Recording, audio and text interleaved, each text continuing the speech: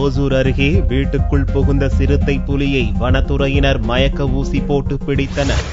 ஓசூர் அருகே உள்ள கானலாட்டி கிராமத்தில் உள்ள ஸ்ரீதர் என்பவர் வீட்டில் சனிக்கிழமை அன்று சிறுத்தை புலி ஒன்று யாரும் எதிர்பார்க்காத சமயத்தில் புகுந்தது. இதை கண்டு அதிர்ச்சியடைந்த ஸ்ரீதர் தன் குடும்பத்தாரை உடனடியாக வெளியேற்றி சிறுத்தை புலியை வீட்டிற்குள் வைத்து கதவை பூட்டிவிட்டு வனத்துறையினருக்கு தகவல் கொடுத்தார். அங்கு வந்த வனத்துறையினர் வீட்டின் கதவை திறந்து சிறுத்தையை வெளியில் கொண்டு வரும் முயற்சியில் ஈடுபட்டனர். ஆனால் வீட்டுக்குள் சிறுத்தை பதுங்கிக் கொண்டது. இதையடுத்து கர்நாடக மாநிலம் பன்னீருக்கட்ட வன உயிரியல் பூங்காவில் உள்ள கால்நடை நிபுணர் குழுவை வரவழைத்து பல மணி நேர போராட்டத்திற்கு பின்னர் மயக்க ஊசி செலுத்தி சிறுத்தையை பிடித்தனர். பின்னர் அஞ்செட்டி அருகே உள்ள உரிக்கம் வனப்பகுதியில் சிறுத்தையை பத்திரமாக விட்டனர்.